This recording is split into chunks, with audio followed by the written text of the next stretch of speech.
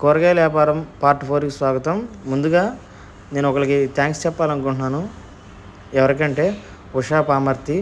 ఈ మేడం గారికి నేను థ్యాంక్స్ చెప్పాలనుకుంటున్నాను. ఫస్ట్ నేను వీడియో అప్లోడ్ చేసినప్పుడు మేడం గారు పెట్టిన కామెంట్ అనేది నాకు చాలా ఇన్స్పిరేషన్ అనిపించింది. Thank you madam Usha Pamarthi గారు. Once again hi. ఈరోజు నేను ఆల్రెడీ మార్కెట్కి వెళ్ళాను. యాక్చువల్గా నేను శనివారం కదా ఇవాళ, ఆదివారం అనేది పెట్టకూడదని ఒకరోజు రెస్ట్ తీసుకుందాం అనుకున్నాను. 2 వారాల మటు వర్క్ చేస్తున్నాను. బాగా బాడీ ఇదిగా ఉన్నట్టు అనిపించింది. అందుకని రెస్ట్ తీసుకుందాం అని చెప్పి కొంతసరికే తీసుకున్నాను, ఎక్కువ ఏం తీసుకోలేదు. ఓన్లీ అది కూడా రెగ్యులర్గా మన దాంట్లో టమాటా ఎక్కువ అయిపోతుందని చెప్పే కదా, అలాగే రెగ్యులర్గా మళ్ళీ ఒక 10 kgs టమాటా తీసుకొచ్చాను. ఆ టమాటా అనేది ఒకసారి మీకు ఇప్పుడు చూపిస్తాను. కాయ కూడా బాగుంది, బట్ కాకపోతే మళ్ళీ సేమ్ రేట్ నిన్న ఎలా అయితే పడిందో అదే రేట్ పడింది టమాటా అనేది.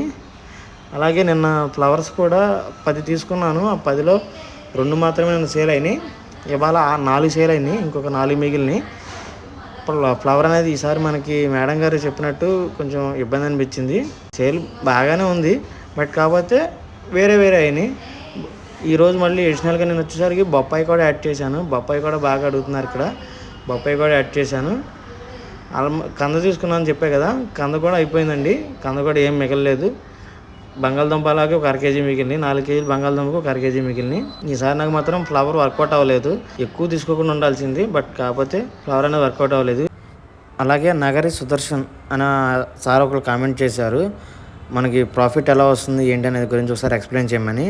ఎక్స్ప్లెయిన్ చేస్తాను సార్, బట్ కాకపోతే ఏంటంటే మనం ఇప్పుడే కదా స్టార్ట్ చేసింది, ఏమీ తెలియకుండా ఎక్స్ప్లెయిన్ చేస్తే మనకి బాగోదని చెప్పి ఇది ఎక్స్ప్లెయిన్ చేస్తాను. అలాగే మన ఛానల్ని ఇప్పుడు దాకా సబ్స్క్రైబ్ చేయకపోతే సబ్స్క్రైబ్ చేయండి. Thank you.